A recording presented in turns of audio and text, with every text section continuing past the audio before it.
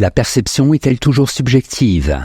Thèse. Je perçois les objets selon un point de vue personnel, et non tels qu'ils sont réellement. Antithèse. L'expérience me permet de confirmer l'objectivité de ce que je vois. Thèse. La perception est toujours subjective.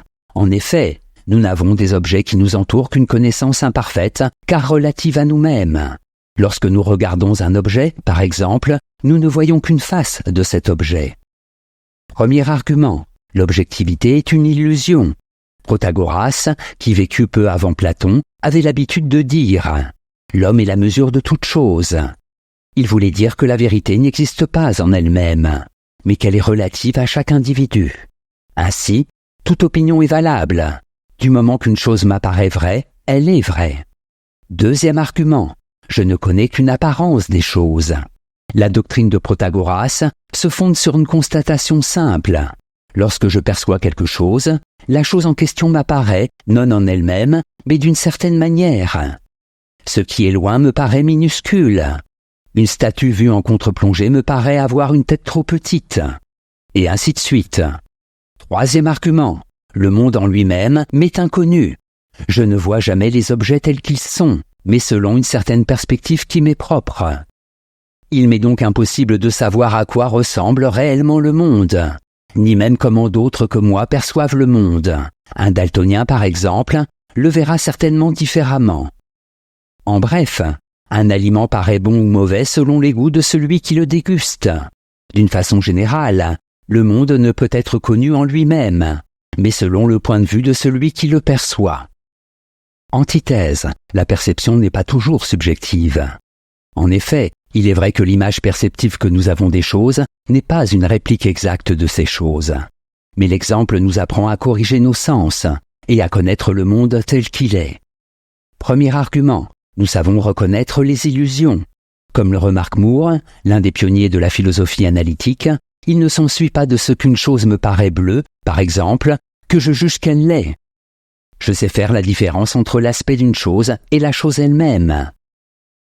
Il est donc faux d'affirmer que les choses peuvent être réduites à leur aspect. Deuxième argument, l'expérience façonne mes jugements perceptifs. Lorsque je dis « ce bâton plongé dans l'eau me paraît tordu », mais en fait il ne l'est pas, je corrige l'information qui me provient de mes sens sur la base d'expériences préalables. Je sais que les objets plongés dans l'eau apparaissent tordus. Cela prouve que l'expérience permet de connaître les choses en elles-mêmes. Troisième argument, une créature inerte ne décèle pas les illusions. La perception n'est pas séparable de l'action. J'apprends à voir un objet en touchant cet objet. Si j'étais une créature inerte, je ne pourrais certes connaître les objets. Je n'aurais que des expériences dépourvues de cohérence. Mais l'action me permet de me familiariser avec les objets et de les connaître en eux-mêmes. En bref, un bâton plongé dans l'eau me paraît tordu.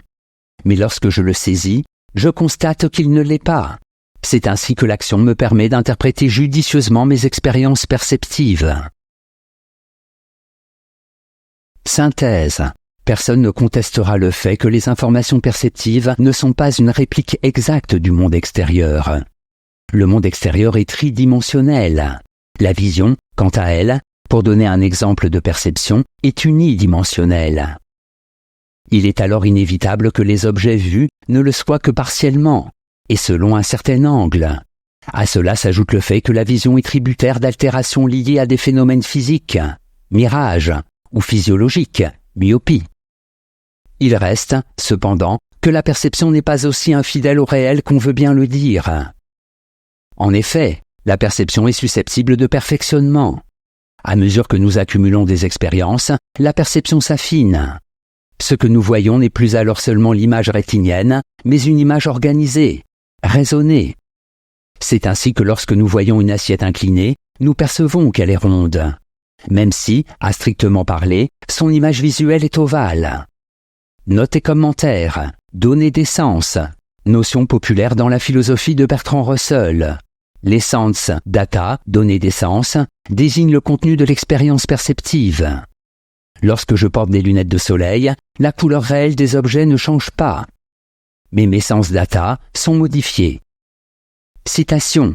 La vision de la distance ne dépend, pas plus que celle de la situation, d'aucune image envoyée des objets, mais, premièrement, de la figure du corps de l'œil. René Descartes, la dioptrique.